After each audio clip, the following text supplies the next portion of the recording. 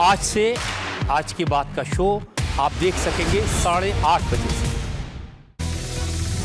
PoK और पाकिस्तानी सेना के बीच में समझौते की सारी उम्मीदें टूट गईं। अब पीओके में पाकिस्तान का झंडा कहीं दिखाई नहीं देगा।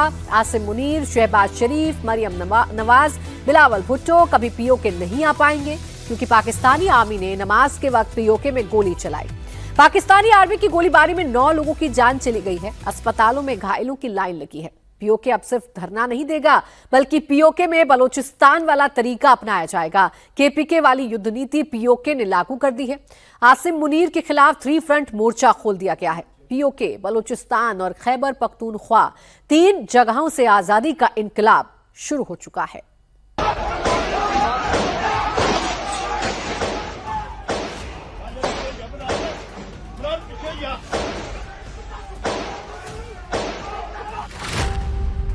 पीओके में मुनीर आर्मी कत्लेआम कर रही है। लोग मस्जिद की तरफ गए तो रेंजर्स की 40 से 50 गाड़ियों ने ऐसी फायरिंग की कि मैंने अपनी जिंदगी में ऐसी फायरिंग नहीं देखी। चारों तरफ से फायर आया जिसमें हमारे 2 जवान पलंदरी के वो शहादत नोश की उन्होंने। बलूचिस्तान में आग लगाई जा रही है। ये आज फिर 2 टेंडर को जलाया गया है बलूचिस्तान में। अफसोस हमारे बलूचिस्तान की हालत पे कि हर रोज ये वाकयात हो रहे और हुकूमत कोई संजीदगी से काम नहीं। खैबर पख्तूनख्वा में खून बहाया जा रहा है।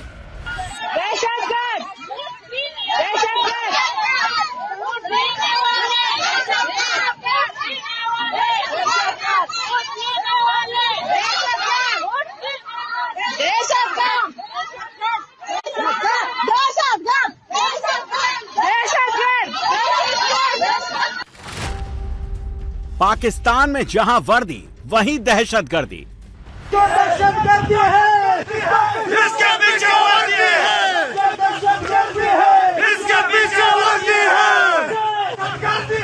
इसके पीछे वर्दी है, जो दहशतगर्दी है इसके पीछे वर्दी है।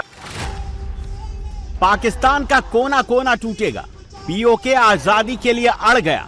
बलूचिस्तान आजादी के लिए पाकिस्तानी सेना से भिड़ गया है। खैबर पख्तूनख्वा भी आजादी के लिए बढ़ गया है। एक तरफ आसिम मुनीर की सेना है, दूसरी तरफ बलोच हैं, पश्तून हैं, पीओके वाले हैं और घमासान युद्ध होने वाला है। पाकिस्तान ने अब तक बलूचिस्तान के लड़ाकों का विद्रोह देखा।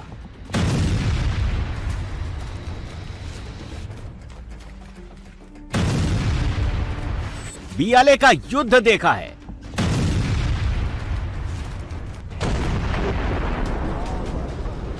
पश्तूनों का क्रोध देखा है। टीटीपी का हमला देखा है। लेकिन जो पाकिस्तान देखने वाला है वो सबसे खतरनाक होगा।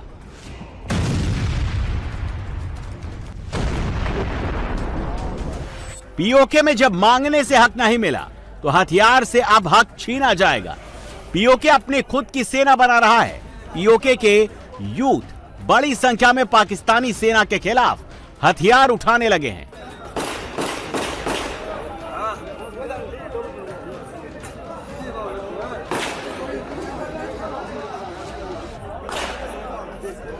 पीओके में नमाज के दौरान गोलियां चलाकर मुनीर ने पाकिस्तान के ताबूत में आखिरी कील ठोंक दी है। पीओके में अब तक रात के अंधेरे में गोलियां चलाई जा रही थी। पाकिस्तानी सेना चुपके चुपके हमले कर रही थी, लेकिन अब खुल्लम खुल्ला जंग शुरू हो गई है।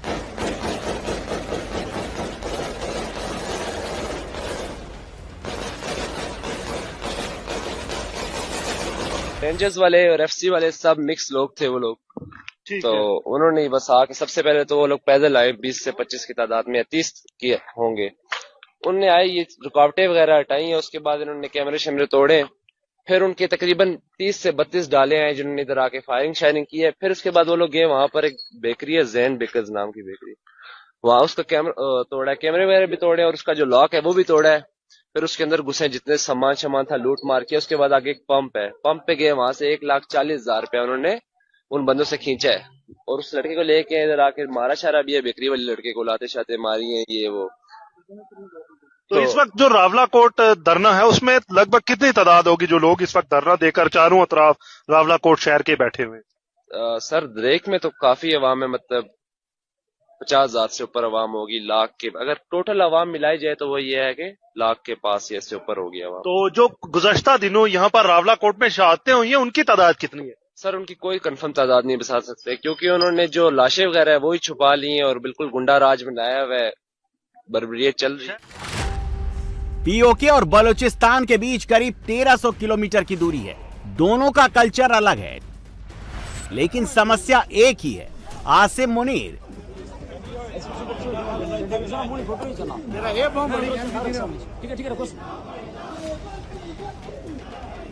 ये जो दहशत गर्दी है इसके पीछे वर्दी है पाकिस्तानी काबज़ फौज। बलूचिस्तान का पैमाना सब्र लबरेज होने को है। आम लोग तंग हैं, कारोबारी तबका तंग है, ट्रांसपोर्टर तंग हैं, वकला और सिविल सोसाइटी के लोग तंग हैं, ताजर बिरादरी तंग है। और वो किस कदर तंग हैं इसका इजहार उन्होंने आज हड़ताल करके किया। पहिया जाम हड़ताल और शटर डाउन हड़ताल। गाड़ियाँ जलाई जा रही हैं, लोगों का कीमती सामान जो है वो नजर आतिश किया जा रहा है। बलूचिस्तान में जैसे ही दाखिल होंगे आपको सड़क पर विद्रोह, बगावत और आक्रोश के सबूत मिल जाएंगे। बलूचिस्तान में विद्रोह का नया तरीका अपनाया गया है। पाकिस्तान में सबसे ज्यादा कोयला बलूचिस्तान में होता है। बलूचों के कोयले से पाकिस्तान आगे बढ़ता है, लेकिन अब जो ट्रक पाकिस्तानी सरकार के लिए काम करते हैं, जो ट्रक पाकिस्तानी पंजाब में कोयला पहुंचाते हैं, उनको उसी कोयले की आग में जलाया जा रहा है। बलूचिस्तान में एक नया ट्रेंड शुरू हुआ है। जो लोडेड गाड़ियां आ रही होती हैं, जो स्पेशली कोयला या कुछ किस्म की चीज़ लेके आती है, हरनाए क्योंकि एक बहुत बड़ा ऐसा इलाका है जहाँ पे बहुत कोयला निकाला जाता है, तो उन गाड़ियों को रोक कर हाईवेज पे उनको आग लगाई जाती है, जलाया जाता है। ये कुछ ऐसा लग रहा है कि कुछ नया ट्रेंड है। वैसे तो अगर हम अभी रिसेंट पास्ट की बात करें तो ईद के आसपास जो क्या कहते हैं उसको, जो ट्रेन थी जो लोगों को लेकर जा रही थी जाफर एक्सप्रेस के पास, शटल ट्रेन थी, उसको निशाना बनाया गया और एक बहुत बड़ा हमला किया गया। अब ऐसा लग रहा है कि इन लोगों ने जो मुख्तलिफ हाईवेज हैं बलूचिस्तान के अंदर, उसके ऊपर अपना एक कंट्रोल हासिल कर लिया है। मैं कहता हूँ पाकिस्तान की जितनी भी फौज है, 5 लाख है, 6 लाख है या 7 लाख है, अगर सारी की सारी डिप्लॉयमेंट भी वहाँ बलूचिस्तान के अंदर की जाए तब भी हालात कंट्रोल में नहीं आएंगे। हालात तब कंट्रोल में आएंगे जब वहां पे थोड़ी सी स्टेबिलिटी आएगी। बलूचिस्तान से खैबर पख्तूनख्वा की दूरी 1100 किलोमीटर है। बलूचिस्तान और पख्तूनख्वा का कल्चर एकदम अलग है, लेकिन यहां पर भी समस्या एक ही है। आसिम मुनीर, खैबर पख्तूनख्वा में कब कहां से गोली चल जाए, खून की होली शुरू हो जाए, किसी को नहीं पता।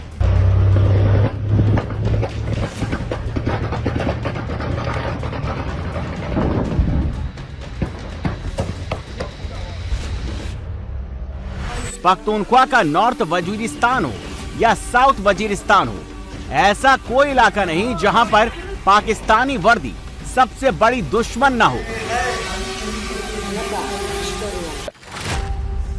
बलूचिस्तान, खैबर पख्तूनख्वा और पीओके तीनों ऐतिहासिक और कल्चर में अलग हैं, लेकिन तीनों की क्रांति अब एक ही है, पाकिस्तान से आजादी, आसिम मुनीर से आजादी।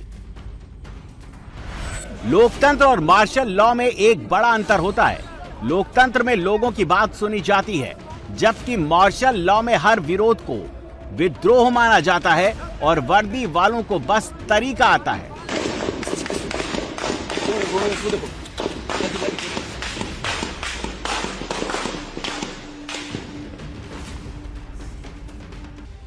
पाकिस्तान की गद्दी में जब भी कोई तानाशाह बैठा है, तब उसने पाकिस्तान को बर्बाद ही किया है। जनरल अयूब खान के वक्त में पाकिस्तान 1965 की जंग हारा।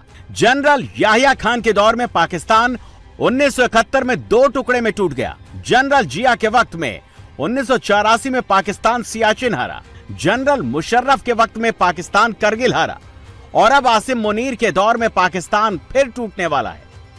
लेकिन पाकिस्तानी सेना की एक बड़ी खासियत है, वो जब भी हारती है हार का ठीकरा दूसरों पर फोड़ देती है और जो सवाल उठाता है उसे गद्दार बना देती है।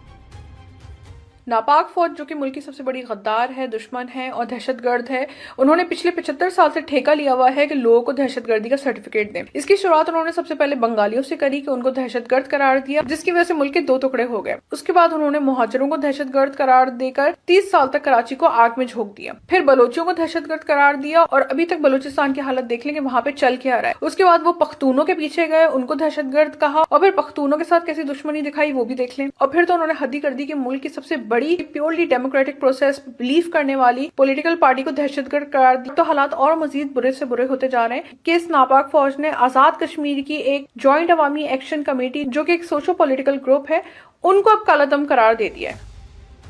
पाकिस्तानी सेना बलोचों से नफरत करती है। बलोचों को वो न पाकिस्तानी मानती है, न ही इंसान मानती है। बलोचों के घरों में आग लगा दी जा रही है। बलोचों को उनकी जमीन से भगाने की साजिश रची जा रही है। पाकिस्तानी सेना ने पूरे बलूचिस्तान को गद्दार करार दे रखा है, तो बलोचों ने भी हथियार उठा लिए हैं। पाकिस्तान ने आज हमें उस हद तक पहुंचा दिया गया है, पाकिस्तान के अंदर बलोच कौम खासतौर पर बलोच कौम को तबाही और बर्बादी के तरफ गामजन किए गए। तालीमी इदारे बलूचिस्तान के अंदर तबाही बर्बादी के तरफ ले गए। पाकिस्तान और पाकिस्तानी ISI या पाकिस्तानी MIA या CTD के नाम से बलोच को मावर अदालत बाकायदा आए दिन टार्चर सेल को और मकसूदा लाशें फेंक दी जा रही। दुनिया के अंदर बलोच की सच को दबा दिया जा रहा है क्योंकि बलोच उस स्टेट तक पहुंच चुका है कि अपनी दुश्मन को पहचान चुका है कि दुश्मन मेरी कौन है। दुश्मन और सिर्फ GHQ रावलपिंडी और पंजाब है। उस हद तक बलोच पहुंच चुका है कि बलोच अपनी घर में आज बैठने से डरता है। क्यों कि आए दिन कोई मुझे उठा दिया जाए तो उसके बाद मेरी मकसूदा लाशें फेंक देते हैं रोडों के ऊपर।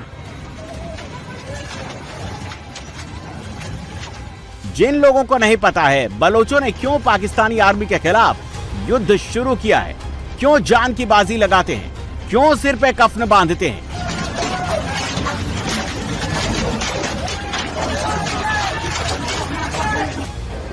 वो बलूचिस्तान को आज POK से समझ सकते हैं। POK में धरने के पीछे सिर्फ 2 मांगे उठी, बिजली और आटा। ये समस्या हर विकासशील देश में होती है। जब POK ने पाकिस्तानी सरकार से पाकिस्तानी सेना से आटा मांगा तो उसके बदले में गोली मिली। पाकिस्तान में 1 किलो आटा की कीमत 150 पाकिस्तानी रुपए है, जबकि बंदूक की गोली की कीमत 300 रुपए। गोली से सस्ता आटा है। लेकिन पाकिस्तान में आटा पाकिस्तानी सेना के लिए है और गोलियां POK के लिए।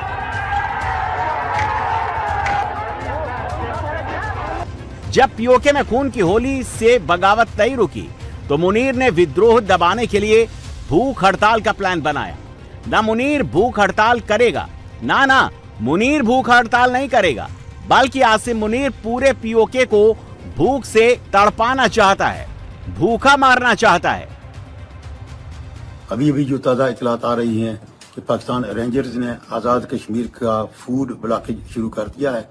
दानगली से, मंगला से इस तरफ से रिपोर्ट्स आ रही हैं कि हर आने जाने वाली गाड़ी की तलाशी ली जा रही है। तमाम उनसे जो भी खाने की चीज़ उनके पास होती है वो ले ली जाती है, वो जब्त की जा रही हैं। कुछ लोगों ने इतला दी है कि रस के पैकेट 1 आध या 2 थे उनके पास, वो ले लिए गए हैं।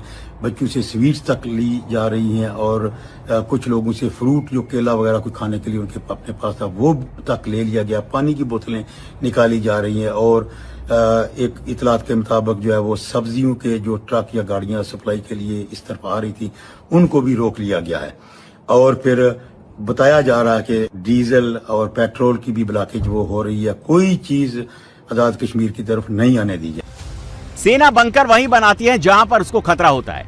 जैसे LOC में पाकिस्तानी सेना ने बंकर्स बनाए हैं, लेकिन अब POK के अंदर पाकिस्तानी सेना बंकर्स बना रही है, क्योंकि जो कत्लेआम उसने मचाया है उसका जवाब तो मिलेगा उसे।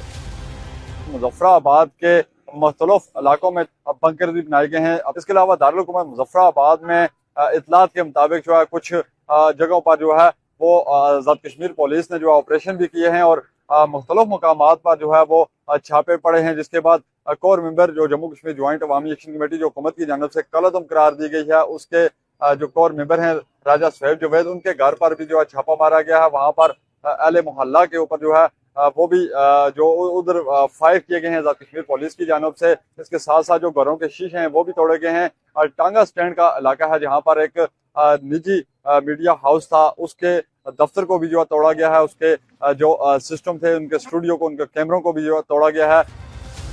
पीओके में हर रोज लोग मारे जा रहे हैं। पाकिस्तानी सेना पीओके वालों के घरों में लूटपाट मचा रही है, लेकिन पाकिस्तानी मीडिया को यह सब दिखाना मना है। पाकिस्तान में पीओके से ज्यादा ईरान फिलिस्तीन की बातें होती हैं। देखिए, फलस्तीन में जुल्म हो रहा है, वहाँ भी हमारा मीडिया गया है, पाकिस्तान का मीडिया गया है। ठीक है, हर मुल्क में जाता है। यहाँ कौन सा बम बरस रहा था। पाकिस्तान का मीडिया एक ऐसा मीडिया है कि खुदा ना खास्ता ये जो एटम बम बनता है, इसमें यूरेनियम इस्तेमाल होता है, प्लांट लगते हैं। तो अगर ये भी ऐसे बन रहा होता तो आज उन्होंने चला देना था कि हमने आज़ाद कश्मीर से 50 एटम बम बरामद कर लिया। ऐसा दज्जाली मीडिया है ये।